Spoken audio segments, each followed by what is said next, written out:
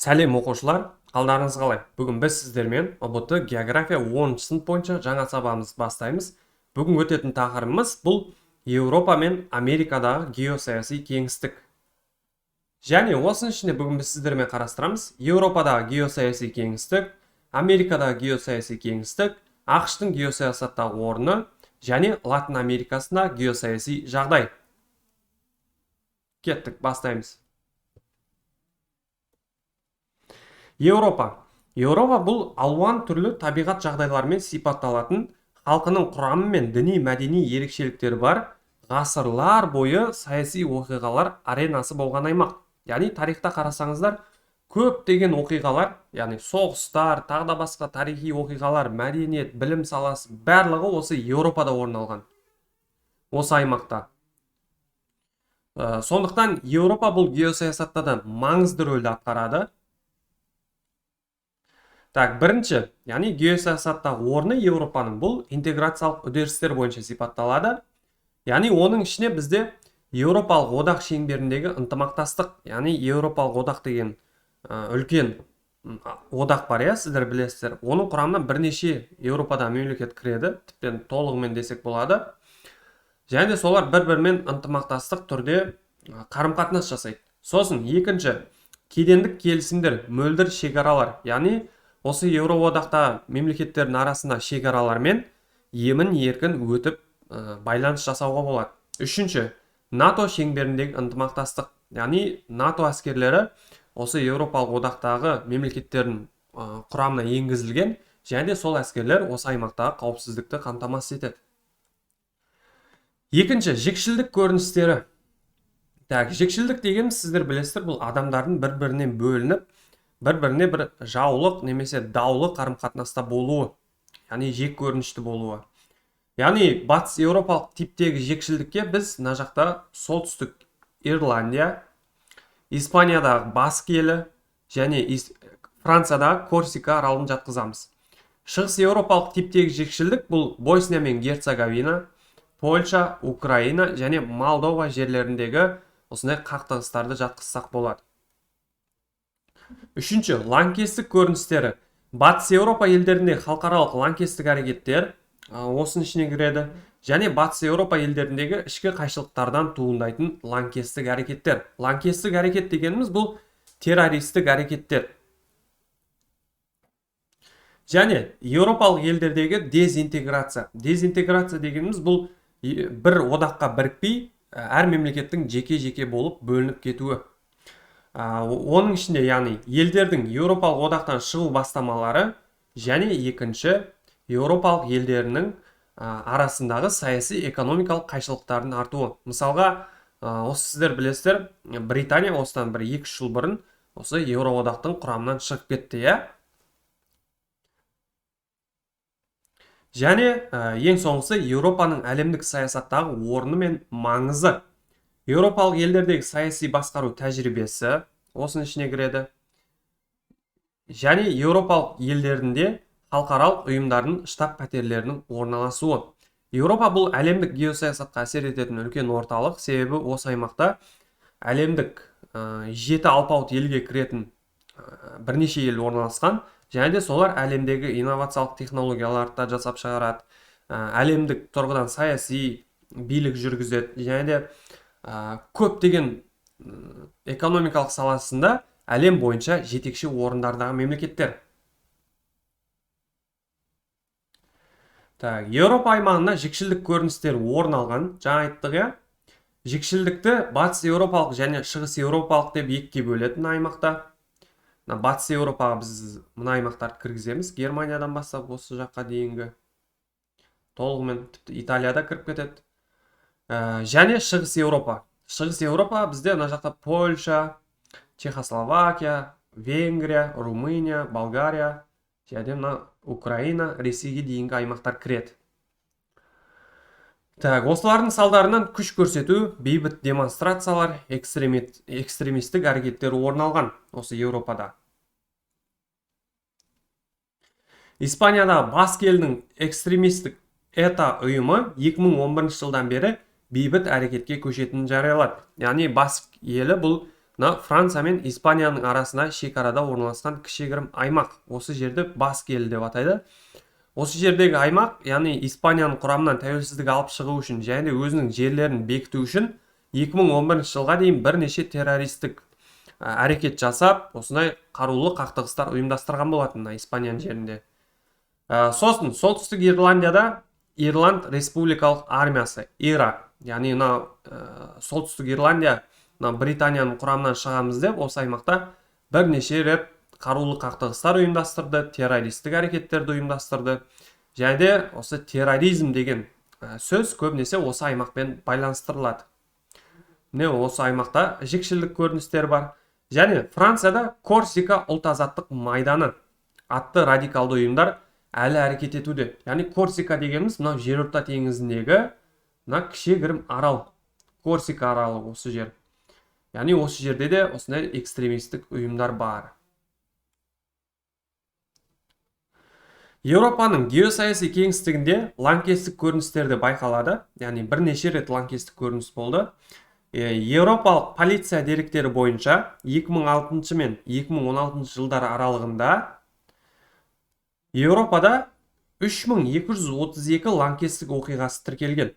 Олардың басым көпшілігі, яғни 2342-сі жікшілдік негізіндегі оқиғаларды құрайды. Яғни жаңағы Баск елі, немесе солтүстік Ирландия сияқты аймақтағы халықтар, немесе сол жердегі ұйымдар 2342 рет соларға ұқсайтын ұйымдар терроризм жасаған, ал қалғаны сырттан келген немесе тағда басқа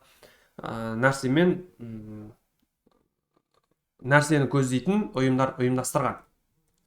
Ары қарай кеттік, еуропалық елдердегі дезинтеграция. Бұл дегеніміз елдердің Еуропалық одақтан шығу бастамалары және еуропалық елдер арасында саяси экономикалық қайшылықтардың артуы түрінде байқалады. Мысалға, мына жерде Британия, сіздер білесіздер, осыдан бір қателеспесем 2 жыл бұрын осы Еуроодақтың құрамынан шығатын мәлімдеп толығымен шығып кетті. Және қазіргі таңда Британия бұл Еуропалық одақтың құрамына кірмейтін мемлекет. Міне осындай көріністер көрініп жатыр. Еуропада қазіргі таңда өте көп көрініс табуда. Көптеген мемлекеттер өзінің Еуропалық одақта емес, жеке тәуелсіз түрде әрекет етуін қалайды. Америкада геосаяси кеңістік. Америкада геосаяси кеңістік бұл, яғни біз қазірдермен солтүстік Американы және оңтүстік Американы қарастырамыз.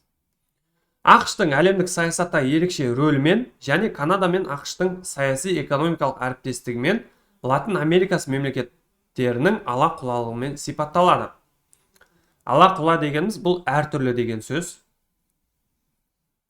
ақш-тың әлемдік және Америкада геосаяси кеңістіктегі орны, ақш-тың геосаяси жағдайы, ұстанған саяси бағыты ең алдымен оның дүние жүзіндегі айрықша орнымен анықталады. ақш-тың ғаламдық геосаясатқа ықпалын бірнеше кезеңдерге бөлуге болады. Бұларға біз бірінші, ақш 20 ғасырдың екінші дүниежүзілік соғысқа араласып, алып державалармен бірге әлемді бөлісу кезеңі. Яғни осы екінші дүниежүзілік соғыс біткеннен кейін ақш-қа көптеген әлемдік мемлекеттер қарыз болды. Соның арқасында ол мемлекеттер ақш-қа қарызын доллармен қайтарды.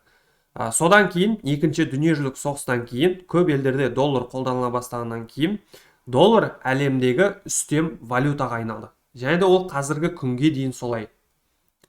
Міне осылай өзінің ықпалын жүргізіп отыр ақш әлемге. Екінші, ақш пен КСРО және олардың одақтастары арасында қырғи қабақ кезеңі. Бұл яғни 1945-тен 91 жылға дейінгі уақытты қамтиды. Яғни осы кезде әлем екіге бөлінген болатын. Біріншісі ақш-тың жақтастары, яғни демократтар, екіншісі КСРО-ның одақтастары, коммунистер болып, әлем екіге бөлініп, бір-бірімен қырғи қабақ соғыс жүргізді. Үшінші, 1991 жылдан қазіргі кезге дейінгі ғаламдық ірі геосаяси күш ретінде әлемдік тәртіпке ықпал ету кезеңі. Яғни 1991 жыл КСРО ыдырағаннан кейін әлемдегі ең мықты мемлекет ол ақш болды. Және қазіргі күнге дейін ақш бұл әлемдегі ең мықты геосаяси тұрғыдан кез келген елге өзінің үстемдігін жүргізе алатын мемлекет. Так, ары қарай жалғастырамыз. ақш пен Канада арасында геосаяси әскери ынтымақтастық НАТО аясында жүзеге асуда. Яғни ақш та, мына жерде Канадада НАТО ұйымына мүше. ақш, Канада және Мексика арасында экономикалық қарым-қатынастар 1994 жылы құрылған нафта деген ұйым шеңберінде дамуда. Яғни нафта деген ұйым осы солтүстік Американың емін еркін сауда жасайтын ұйымы. Мына аймақта 3 мемлекеттің арасында құрылады нафта, яғни North American Free Trade Agreement.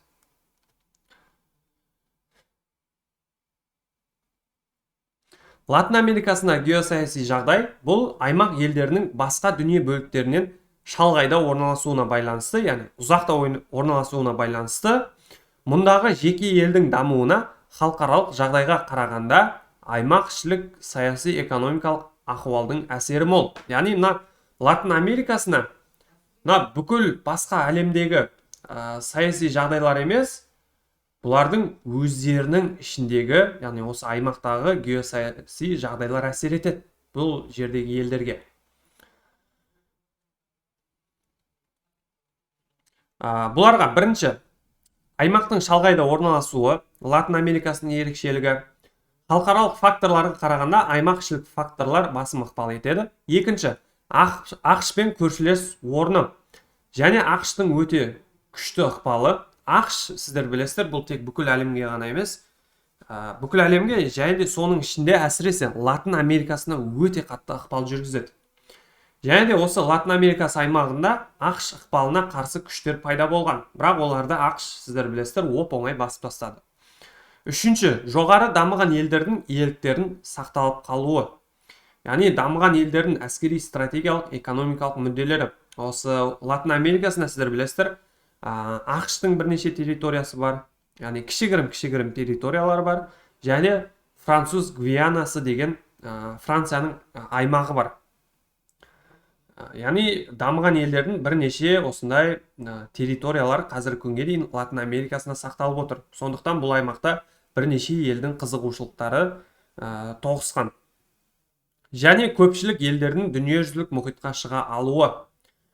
Яғни Латын Америкасында почти 90% ел осы мұхиттарға шыға алады, әлемдік теңізге, және де елдердің экономикалық, географиялық және геосаяси жағдайын қолайлы етеді. Яғни теңізге шыға алғаннан соң, бұларда геосаяси немесе экономикалық жағдай қолайлы.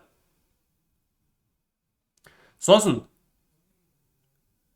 Кариб алабының халықаралық деңгейдегі аралық рөлі. Бұл дегеніміз орталық Американың халықаралық маңызын арттырып, геосаяси тұрғыда қолайлы етеді. Яғни бұл аймақта көбінесе елдер осы ақштың ықпалына тәуелді. Сосын елдердің өзара ынтымақтастығының дамуы. Бұл дегеніміз аймақ елдерінің геосаяси жағдайын нығайтады. Яғни осы Латын Америкасында елдер бір-бірімен ынтымақтастықта өмір сүрсе, бұл дегеніміз бұларда геосаяси жағдай және экономикалық жағдайлар тұрақты болады. Осы Латын Америкасындағы аралдық мемлекеттерде салық жеңілдіктеріне байланысты халықаралық аса ірі қаржы мекемелері мен офшорлық зоналар орналасқан. Яғни бұл аймақта салық жеңіл және де салық басқа елдермен салыстырғанда аз. Сол себептен әлемдегі компаниялар осы аймаққа келіп, өздерінің компаниясын тіркеп, осы аймақ арқылы сауда-саттық немесе басқа да жұмыстарын атқарады.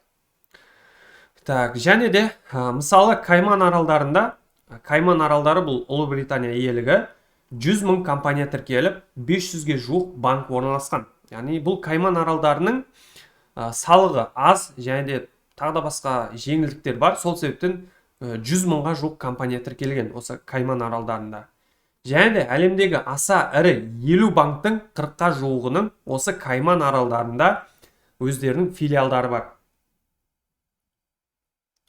Оңтүстік Америкалық жалпы нарық бұл бізде Меркосур. Меркосур деген ұйымның негізінде қаланған. Мына жақтағы мына елдер осы Меркосурдың құрамына кіреді. Бұл дегеніміз осы Меркосур ұйымы осы аймақтағы ең беделді ұйым. Бұл ұйымға мүше елдерде аймақ халқының жартысынан астамы тұрады. Бұл ұйым Латын Америкасының геосаяси жағдайын нығайта түседі. Яғни мемлекеттер бір-бірімен экономикалық тұрғыдан, геосаяси тұрғыдан қарым-қатынас жасайды.